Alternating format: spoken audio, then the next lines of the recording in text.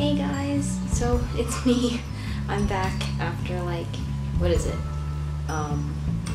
Like 3 months? 3 months of no activity. I'm finally back.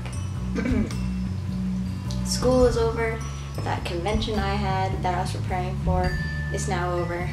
So like, all that stuff is finally done. And so I'm back. I can make videos again. I have to catch up on all your videos. I'm so behind. And yeah, so you might notice 2 things are different here. Bart now has his horns, and I now have this guy. So basically this video is going to be just like a little update on what's been going on and like stuff that have happened kind of while I've been gone. Not a lot has happened, but some things have happened. And I'm just going to catch you up on those things, and then I'll tell you a little more about this guy, since he's new. And if you're following my Instagram, then you probably have seen him there. I posted like 1 or 2 things about him so far. So yeah.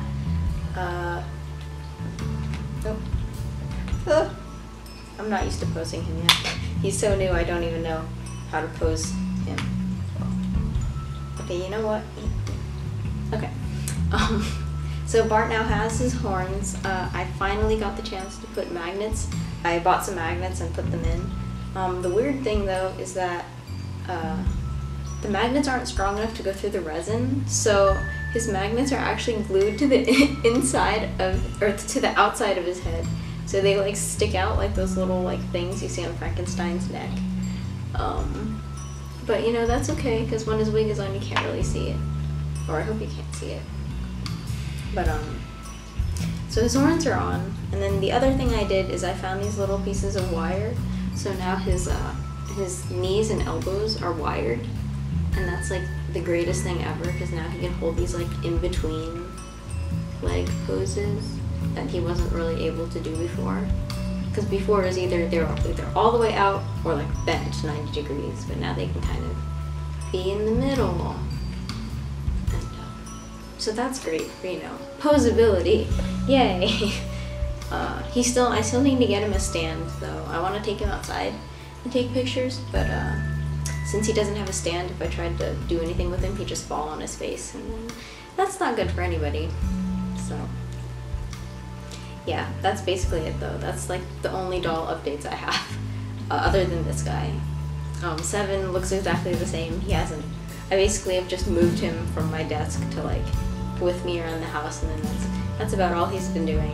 And then same with Dead Fox. No changes for them.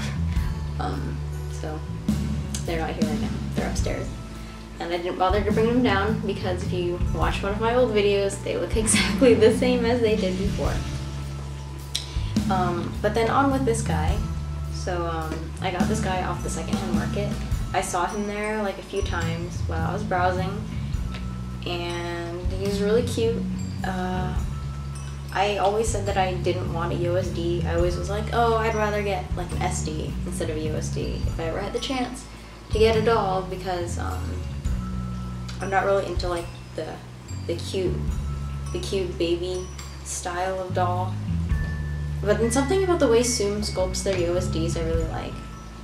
And I don't really like that many USD sculpts, but something about the way Zoom does it, I don't know, I like it. Although the new Doll Zone the new Doll Zones have like the Doll Zone USDs. They have a really cool looking body, so maybe someday. But anyway, so I got this guy. He's in grayskin. He's a Zoom Han / Armstrong or something like that. Armstrong. I'm not really sure. I don't know why Zoom does the whole thing where every sculpt has like 2 names. I guess it's so that you can have like, it could be like a boy sculpt and a girl sculpt, but they never like differentiate which one is which. So I don't know. They look the same to me. So and yeah. So basically he's a gray skinned Zoom Han or Armstrong, and I don't know, he's really cute. Basically, he has temporary eyes and a temporary wig. but I'm gonna get that figured out someday. His name is Biscuit. I wanted him to have a more official name than Biscuit, but like I opened the box and I was like, oh, look at this cute little Biscuit. And then after that, his name has just been Biscuit. I can't think of a better name for him. Whenever I try to call him something else, my mind automatically calls him Biscuit. So his name is Biscuit.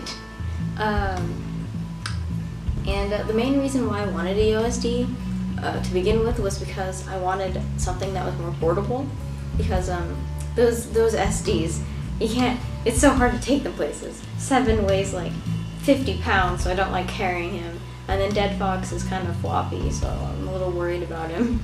And then Bart is like a fragile string bean, so I don't really want to take him places because I'm afraid his legs are just going to snap in half one day. So, yeah, so I got this guy so I could take him with me places. I actually just took him with me to that convention that I was planning to go to and I was selling stuff at, so I might insert like a couple clips. Hello. Look at this guy. He can't even change clothes. Staying with artist friends has its perks. Look at all this cool shit made by Commune or Angi. AWW. What's going on out there? What's happening? Why are you keeping me back here? Am I missing anything? Oh, so I guess not. Whoa, everyone is so big. Wait, is that a mint cat? OMG, I want one. Oh, that's right. There was a doll meet at the convention, so I had him with me, and I met on Instagram. Her name is Chroma Kill, and I met her boy Tristan. He was dressed as Ichimatsu from Osamatsu, so he was adorable. He was dressed in like a purple hoodie, and I don't know, it was really cool meeting someone who like. There were other people at the doll meet, but it was a really small doll meet, and I got there like 45 minutes late, so I didn't really get to see anyone for very long. I was only there for like 15 minutes because everyone started leaving like 10 minutes after I got there, and I was like, oh great, because I got lost on the way there. I couldn't find the right hotel, so I couldn't find everyone.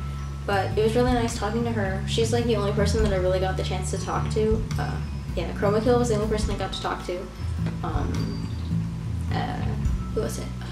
Echo Wiggs was there. I didn't really get the chance to talk to her that much. And there were a few other people, but I didn't get their names or like their online username things. So I'm not sure who else was there that I saw their dolls. But it's really like, that was the first time I've ever been to a doll meet, and even though it was really quick and short, it was fun. But it was the first time I've ever seen like dolls that were not my own dolls, and it's a weird feeling. Like, okay, I don't know if you guys have ever like experienced this, but I've only really ever seen my own dolls, so like, I don't know, there's just a certain like atmosphere about them that I've gotten really used to, that I'm just like, oh yeah, that's my doll, that's Bart, or that's Seven, or like whatever. But seeing other people's dolls in person is like this weird feeling that I don't know, it's strange. Like the atmosphere about someone else's doll is just, it has such a really different feeling from the atmosphere of your own doll. And I don't know if that makes sense. I don't know if I'm making sense. I don't know if you guys have ever felt that way before, but I don't know, there's just something really weird. Like, it's not like bad, it's just, I just thought it was interesting how being around other people's dolls, like, their dolls have a different atmosphere to them than my own. Maybe I'm just crazy, but yeah, it was really interesting because like, there was like a difference there, and I'm not sure what it was or like why it was, but it just felt like that something was different. And yeah, I don't know, you can let me know if you've ever like seen someone else's dolls and then you were like kind of felt like their dolls had a different like atmosphere to them than your own. I don't know, it was strange. I don't know, I don't, you know what, never mind. I'm gonna stop talking about that weirdness because it's not a bad weirdness, it's just kind of strange to me. Like, I don't know, it's interesting. What else is there? What else can I talk about? Yeah, so I'm hoping to get this guy a different wig. I don't really know how to figure this out. This is like a synthetic wig, and it kind of like, the way the hair parts kind of like has this weird shape to it, like this very unnatural shape. And I don't really know what to do about that. And yeah. Maybe I'll zoom in so you guys can see this guy better from far away, because I don't have eyes that suit him quite yet. His eyes just look like this blue abyss right now. In the future I want to get him different eyes so that you can actually see that he has pupils or like an iris. For Biscuit, I don't really know what I'm going to do about his character because he doesn't really suit everyone else, or like he doesn't seem to fit in yet. I'm not sure what he will be or what he will become. I'm pretty sure his name is probably gonna stay Biscuit, and if anything, I think he's gonna become kind of like how Maury and Dead Fox are like half animal things. It's very likely that Biscuit will become one of those two. I'll probably try to get him some animal ears. Just because I don't know how else he would fit into the story. Like, I would not be able to explain a human with gray skin otherwise, so I don't know, he might become some kind of animal so that he could better suit that story. And then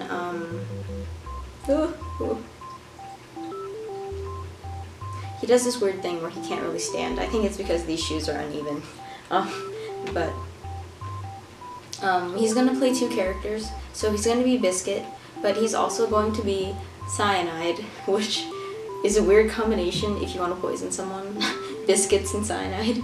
But I have another character named Cyanide who has gray skin, and I didn't really think about it when I was picking this guy out, but I figured that he could be like a really interesting character to be mixed with this other character who's called Cyanide. Yeah, it seems really weird, but Cyanide is basically, he is this shape-shifting, soulless monster. What he does is that he takes a part of a person's soul. He doesn't take the whole thing, but he takes part of it, and then with that piece of it, he basically uses the information that he gains from it. Like, so when he takes a part of someone's soul, then he kind of gets all their thoughts and their memories and everything. So he gets like this, it's basically like a diary about someone's life. And so by taking someone's soul, he immediately knows everything about that person. And what he can also do is he can shapeshift. So once he has a piece of oh gosh, that's not what's supposed to happen. But basically what he does is he takes a part of someone's soul, and then from that he can shapeshift into an exact copy of that person, and he knows everything about that person up to the point of when he took the soul. So whatever happens to the person after he's taken their soul, he doesn't know anything about what else would happen to them at that point, but everything in the past he'll know about.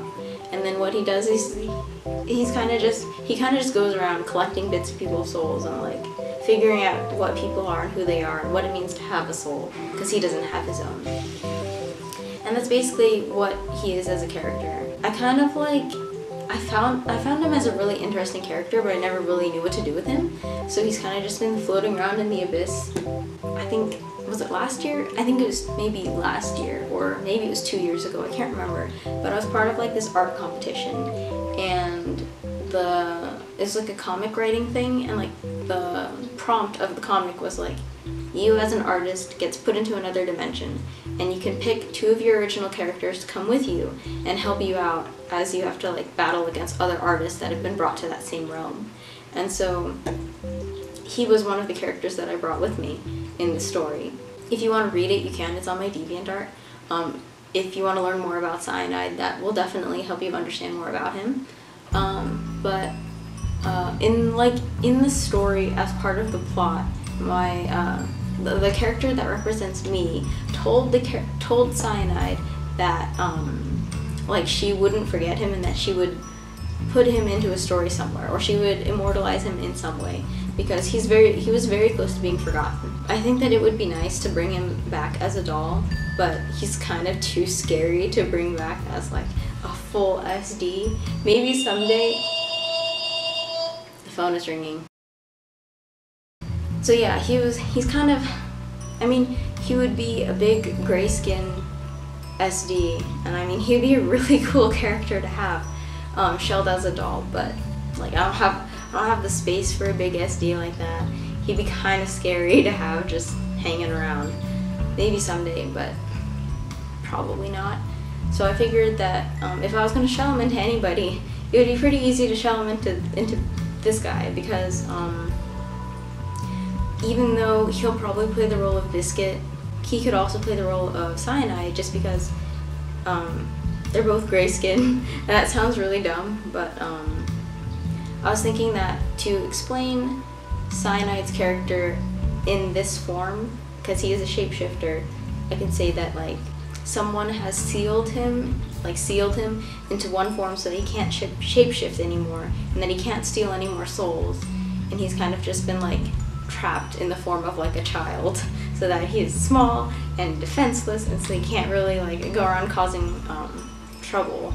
Like, you know, I mean, he would still cause trouble, but not the same type of trouble as he used to. And then that's what this like symbol on his forehead would be. I think as Biscuit, this symbol would be covered up so you can't really see it, but as Cyanide, that symbol would be able to be like his, like the symbol that sealed him, or the symbol that locked him into this form. Yeah, I think that would be a cute way to have him exist as a shelled character, and have him be a bit less creepy, because then it's like, oh, he's stuck like this, he's not gonna be able to steal any bits of people's souls and shapeshift into them and then cause chaos and stuff like that. So yeah, if you've seen my art before, or if you're following me on Instagram, you might have seen this same symbol before. It's kind of my, I don't know, in my lore of original characters, like across any story of any kind and everything, that symbol is always kind of just there, and it's, I never really explained what it means, or like, I don't even really know what it means, but I always have it around, so I think it's a good place to like, oh, this symbol seals in this character, or like it stops them from whatever bad things they do, or like wards off evil. I don't know. So yeah, that's everything that's been going on. That's my introduction to Biscuit and Cyanide when that comes in. I probably have already put up pictures of Cyanide so that you know what he looks like. But yeah, that is everything. I'm probably gonna film another video like really quick, because I don't know when everyone's gonna come home again, and I can't record when they are home. So I'll see you guys soon, I hope, maybe, I think. Yeah. Bye.